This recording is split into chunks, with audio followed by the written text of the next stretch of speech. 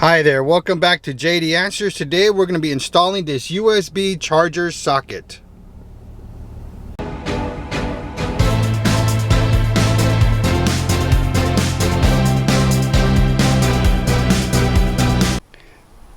The reason I'm going to install the charger socket is because I have a charging point for my cell phone, and I also have one for a dash cam.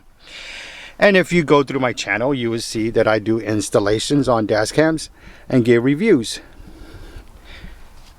Now, I have another power socket, but it's in the center console here. So against the wires again. But if you look at my car, you can see where the wires go. Because I don't have a power socket in the front, which no more cars do. And you can see again the cords. If I have a drink, the cords are going on top of it. And plus, it doesn't make the car look nice. It makes it look like I'm like in the 90s having cords everywhere. Now let's follow the cord to my cell phone. And you can see where it comes up to here. Now, I could simply move this over here, but I have a dash cam, and then this was going to be distorted, causing blind spots. I don't want that. But then I saw I have one knockout available, which is here. So what I'm going to do is install this right here, and then I simply just need to run a cord to here, in which it's going to be a small cord. And all the items I have here, I will put links in the description for you. So let's get started on what we need to do. If you are new to this channel, go ahead and subscribe and select all notifications for all upcoming videos. And this video is helpful for you at any time, please give me that thumbs up, because I appreciate that from you. The USB charging socket comes with two terminals to attach to the power and to the ground. Now, to get that power, normally you would attach from this here, from this power socket, the power and the ground, and run your wires to the power socket, to the knockout one right here. But that's a long way when I have the fuse box here, which I could just tap into a fuse. I'm going to show you why I'm not using this power socket, besides the length of the cord going to the charger socket. Now, anytime you're working with your dashboard or center console, it's all pretty much by little clips, and simply just pull up on everything here and it should come out. There are going to be some areas where it's tighter than normal, and if you have one of these pry bars, it pretty much makes it easy. You really don't want to use screwdrivers, because then you end up just scratching or ruining your components here.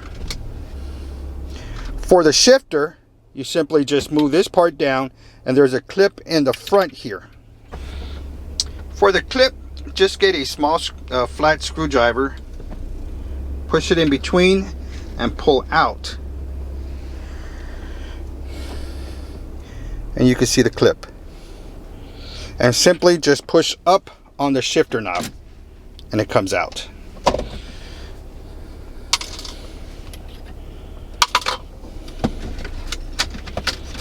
And then it comes out.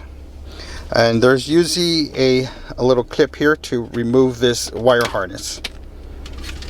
When we look inside there, there's no really wire harness for the power socket, because it's buried in there because of the center pocket here, in which is this area right here. So you can't get to them. Now, if you can get to them, if you remove the whole center console, but that's too much work. just to hook up 2 wires when I have the fuse box right there. So I just wanted to make sure I explain exactly what I'm doing here. Alright, before we get started in the fuse box, let me give you an explanation on exactly what we're doing. Now let's determine whether you need a constant circuit or a cold circuit. If you look at the top picture, you see a car battery, and then to the right of that you see a fuse, and then it curves up to a device, which in this case it's a light bulb, then it goes back to the car battery. Now if you notice in this, there is no break in the line. There's no switch, so there is constant power going to the fuse, going to the device, and back to the car battery. So it's constantly having power on. Now in the bottom picture, you'll see a car battery, and then to the right of that you see a key switch, and then you see a fuse, and then it goes back in the bottom and you see your device, which is the light bulb, and back to the battery. Now for this case, when you're looking for a cold switch, the key has to be turned off. So when the key is off, that means there's no power going to the fuse, no power going to the device. So there's a break in the circuit, and the break is the key switch. And that's how you determine which is the one you need, a constant or a cold circuit. We're going to need a circuit tester, and then you need to ground the circuit tester to one of the bolts that holds down the fuse box, or a bolt that's attached to the vehicle where there's no paint and so forth. And that will be your ground. What we're going to do is look for a cold circuit. That way when the car is off, the charging socket is off as well. I don't want it on all the time, because if I forget and I leave something plugged in, then it's going to drain my battery. So at this time I do not want a constant circuit. In order to do that, we need to find out what each circuit is. After we have our circuit tester grounded, when I take a look at the fuse panel, I can see exactly what fuses I have in there. Now I want to stay away from anything that pretty much runs the car, or anything with airbags. So the airbags is out, the electric parts is out, I don't want that one. This is rear power socket, that will be a good one because that's what we're doing. I don't want to mess with the stop lamp, push engine start, the blower motor. I don't want to mess with any of those. So let's go ahead and go to where it says power sockets. I got 2 of them because there's 2 power sockets, so that leads to there. So I could run with those. So what I'm going to do is test the circuit to see that, to make sure that that's the right one and there's no power going to it. So if I look at the chart and position it the way the fuse order is, in the middle there is a 20 amp fuse, which is the top that only has 120 amp. And in the bottom, there's another 20 amp fuse, which is right here. So those 2 are the power sockets. One of them stays on all the time. That's not the one I need. So I need to figure out which one it is. And this is where the circuit tester comes in. So what I'm going to do is I'm going to test each one.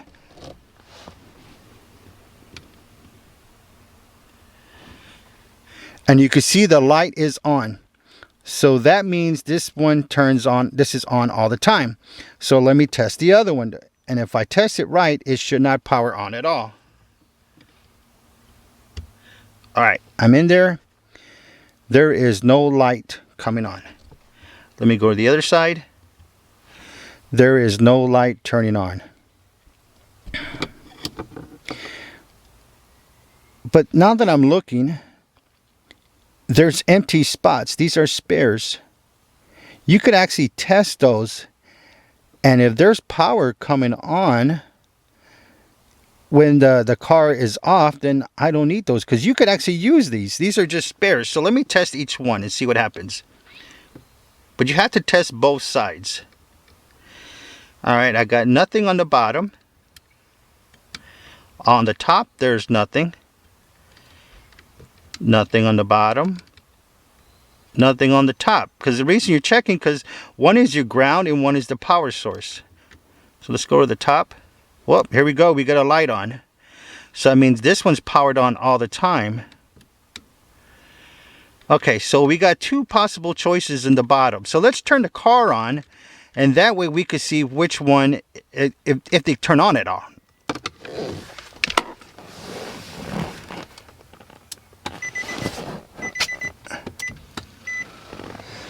Okay, I got the power on, and let me check them.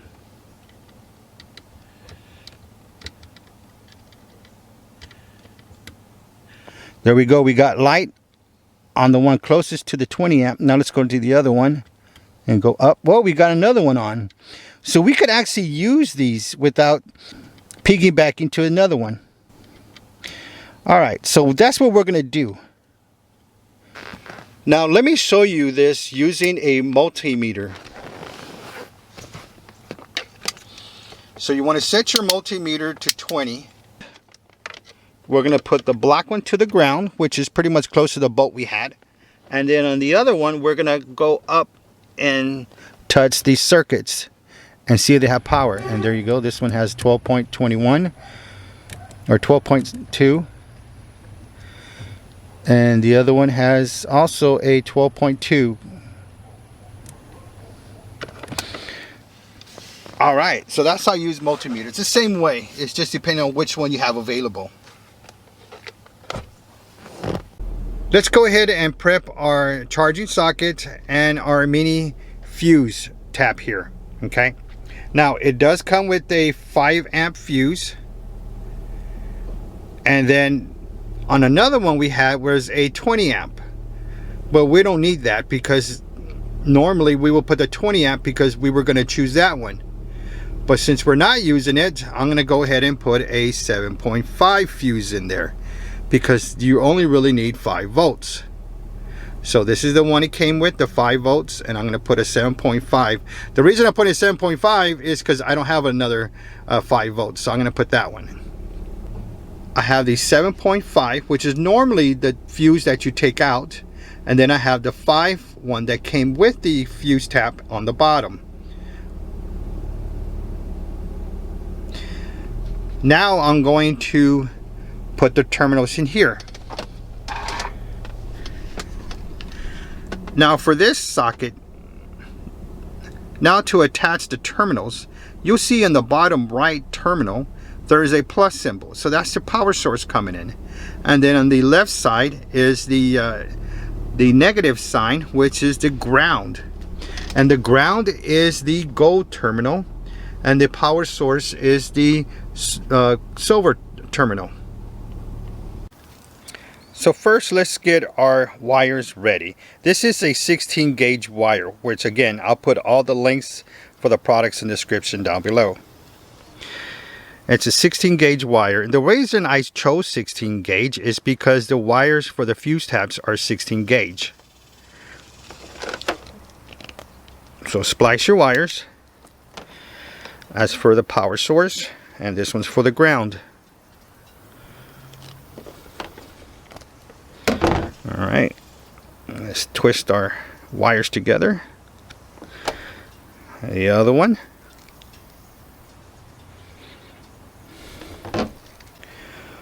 We're going to get the terminal that it came with and insert one of the wires.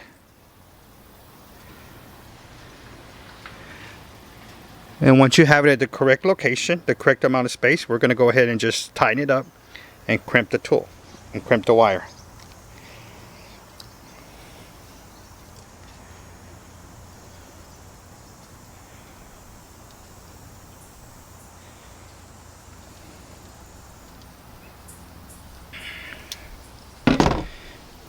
Tug softly first and then hard to make sure you have a good connection. The reason I say soft first is because if it's loose, you could go ahead and tighten it up more.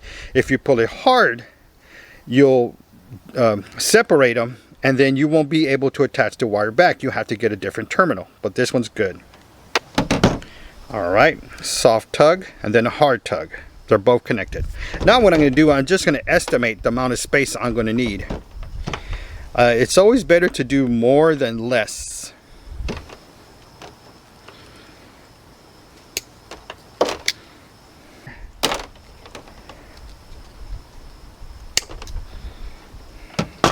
The ground is the gold one, so we insert that into there.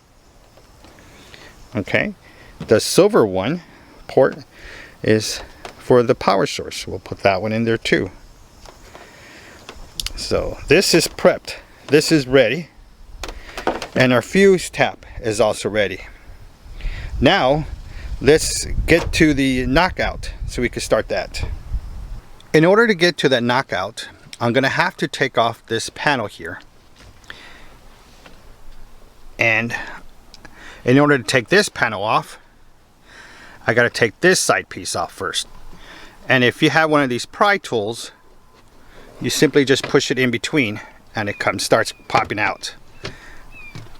And then just grab it with your hand and pull it out. Now for your vehicle, just search your vehicle, put dashboard in YouTube, and you'll probably find a video that help you take out your dashboard here. And if it does help you, don't forget to give them that thumbs up. Alright, once you take that panel off, you're simply just going to start pulling this out. Now sometimes it's a little tight and you kind of get nervous. You don't want to crack it, but just remember, most of these just have these little punches here. And as long as you could tell where they're at when you start pulling them out, then it should be pretty easy. But just know most cars are like this.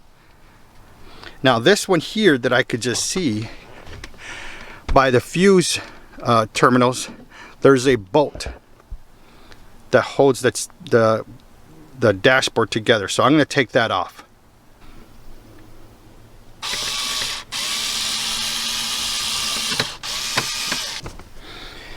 Alright, it's off, and now it could go a little bit lower. And the reason I want it lower is that knockout punch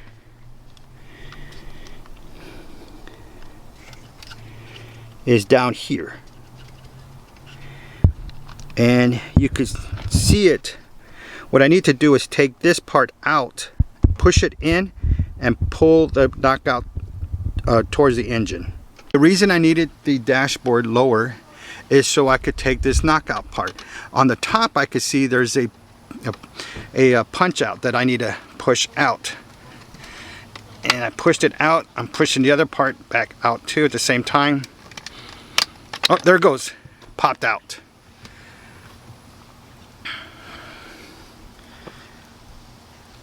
And we got that part out. We're going to save this for just in case we need it later.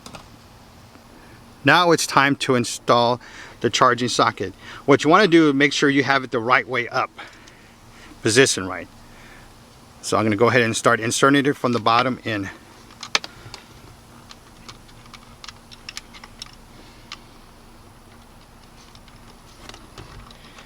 Got our wires. And I'm simply just going to push it in. Let me close this so you can see exactly what I'm doing here. On this end, I'm just trying to push it in.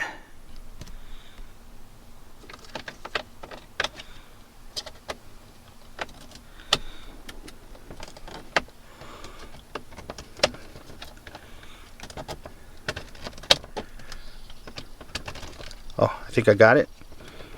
Now you're just going to push it until it snaps. So let's go inside again and start connecting the terminals. So really, I didn't need this much cord because the fuse box where it connected is from here to here. And the fuse tap is pretty much the length I only need. So I'm going to connect them here with probably like 3 inches of wire on each one is where I'm going to connect it, because the ground is I'm going to use those silver area there where those two black bolts are at, and that's where I'm going to connect my ground. So let's get that part ready. Okay, so I'm going to cut about 3 inches off for the power source.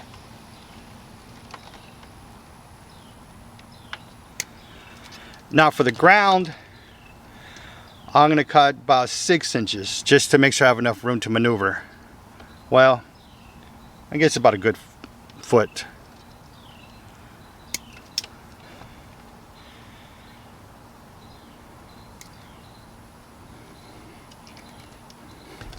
Just twist them together. All right, for the power source, just insert the wire to the area you want it. I could see the wire out already in the silver part, the terminal part. So I'm going to go ahead and start crimping.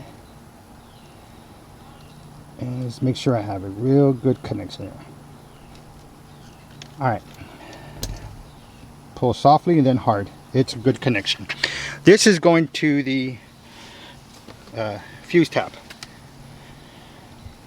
All right, and all you do is pretty much just connect them in there now. And that's it. It connects. And that part is done. Now we need is the ground. I'm going to use this terminal for the ground, so I could just put the bolt in and secure the ground. All right, going to insert the wire. You can see the copper sticking out. I'm going to push that back a little bit and start crimping.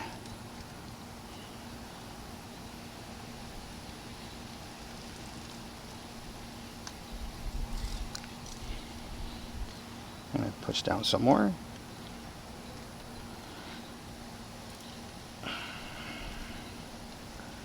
All right, I'm going to pull softly and then hard. It's in there. Now we got to do is connect them. So what I'm going to do is I'm going to stick out the wires where the fuse box is at, where the fuse cover goes, and then I'm just going to go ahead and install the dashboard back. Now I just got to install the bolt that was holding up the dashboard.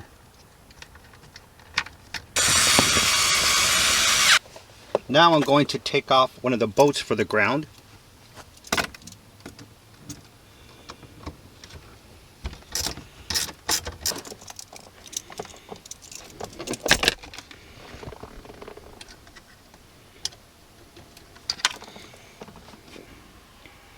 I'm going to insert the bolt into the terminal that's holding the ground, and I'm going to install that back.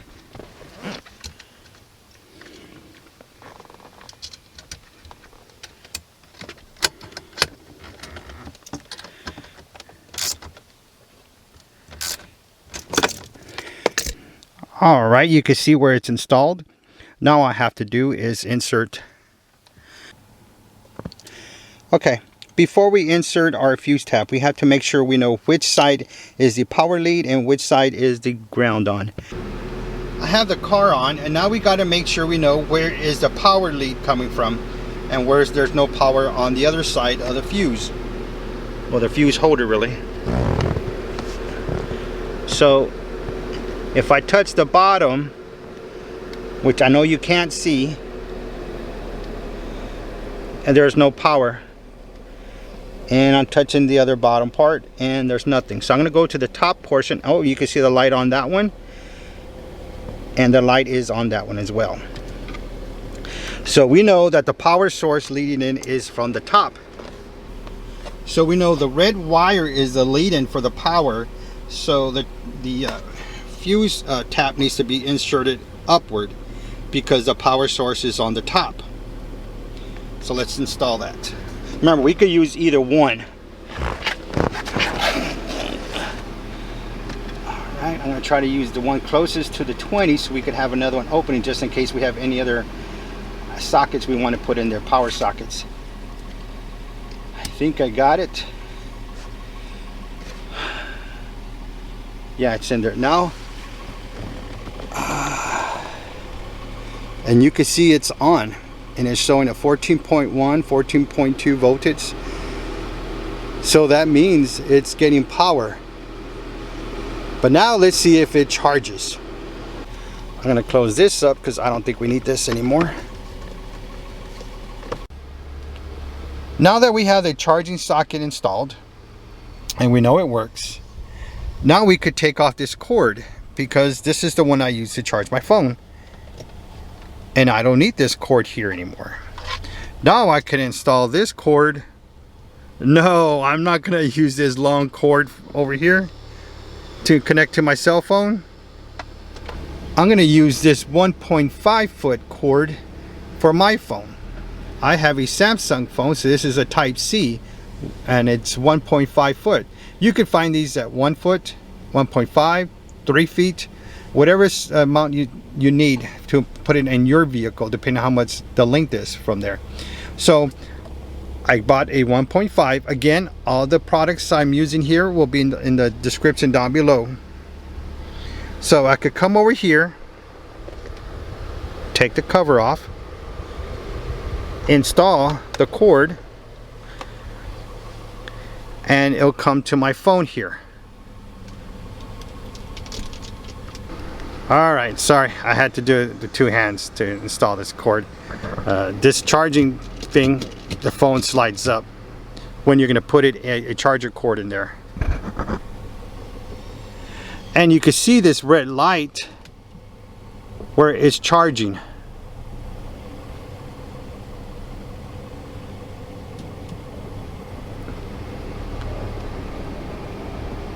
And you can see it right there.